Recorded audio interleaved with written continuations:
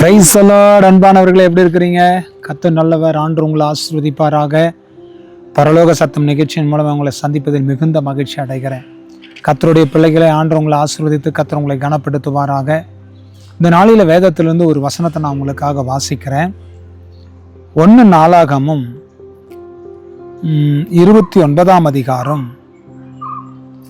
11ஆம் வசனத்தை வாசிக்கிறேன். கர்த்தாவே, மாட்சிமையும் வல்லமையும் மகிமையும் ஜெயமும் மகத்துவமும் உம்முடையவைகள்.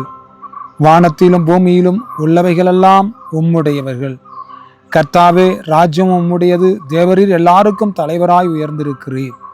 பாருங்க, வானத்திலும் பூமியிலும் உள்ளவைகள் எல்லாம் உம்முடையவைகள். பாருங்க, வானத்தில் இருக்கிறதும் கர்த்தருடையது, பூமியில் இருக்கிறதும் கர்த்தருடையது. இந்த பூமியில் ஆண்டவர் எல்லாத்தையும் படைச்சிருக்காரு. பாருங்க, வித்தியாசமாக படைச்சிருக்கிறார்.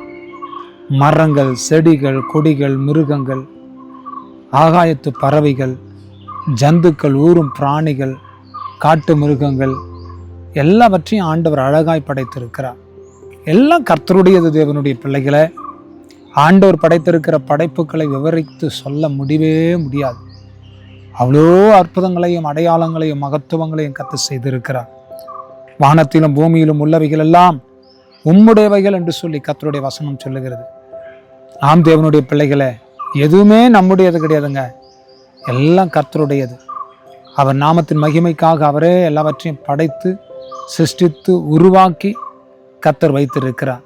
எல்லாம் அவருடையது. தேவனுடைய பிள்ளைகளை, அவர் நாமத்தின் மகிமைக்காக அவருடைய நாமத்தை உயர்த்துவோம், அவருடைய நாமத்தை கனப்படுத்துவோம். ஆண்டவர் நம்மை ஆசீர்வதித்து கர்த்தர் நம்மை கனப்படுத்துவார். சோமல்லமா, நல்ல தகப்பனே, இந்த நல்ல வேலைக்காக ஸ்தோத்திரம்.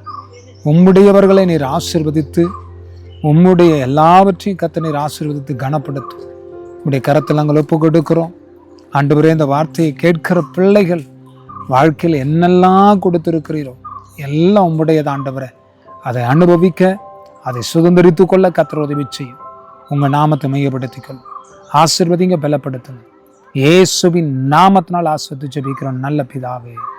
ஆமென், ஆமென், ஆமென். God bless you. கர்த்தர் உங்களை ஆசீர்வதிப்பார். ஆமென்.